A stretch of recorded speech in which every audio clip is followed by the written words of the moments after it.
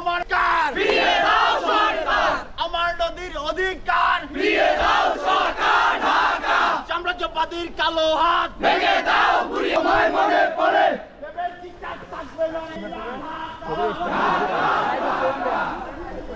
কালো হাত ভেঙে দাও ঘুরিয়ে দাও ভেঙে দাও দিল্লি না ঢাকা ঢাকা ঢাকা এই দিনে আমরা তোমায় মনে পড়ে আপনার তোমায় মনে পড়ে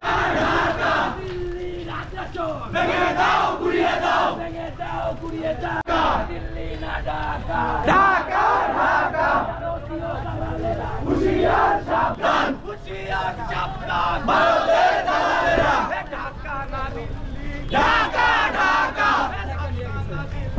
ঢাকা ঢাকা দিল্লি না ঢাকা বন্যায় যদি মানুষ মারে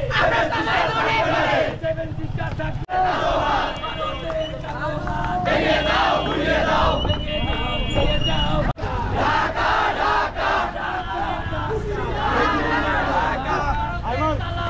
হুঁশিয়ার ঢাকা ঢাকা ভারতের দালালেরা হুঁশিয়ার সাবধান ভারতের দালালেরা হুঁশিয়ার সাবধান ঢাকা ঢাকা ঢাকা আপনারা জানেন ভারত পানি ছেড়ে দিয়ে বাঁধ বেড়ে ছেড়ে দিয়ে আমাদের জীবন মানকে হুমকির মুখে ফেলেছে।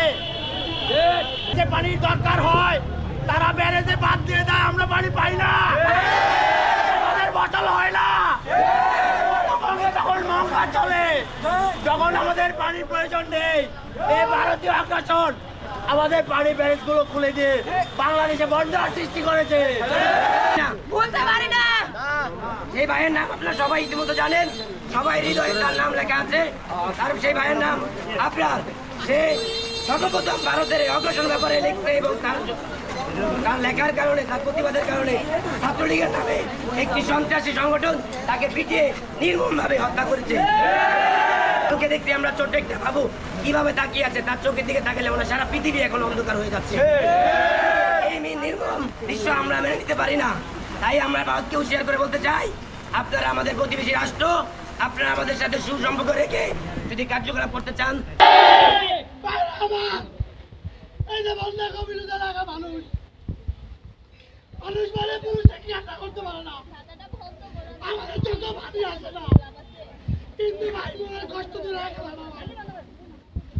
এই বন্যা কবলিত এলাকার জন্য কোন প্রাকৃতিক দুর্যোগ দায়ী না, দায়ী ভারতে, এইটাই ভারতকে নিতে হবে। আপনারা যদি সুস্থ না করেন, আমরা ছাত্ররা প্রমাণ করেছি সরে কিভাবে পতন করতে হবে।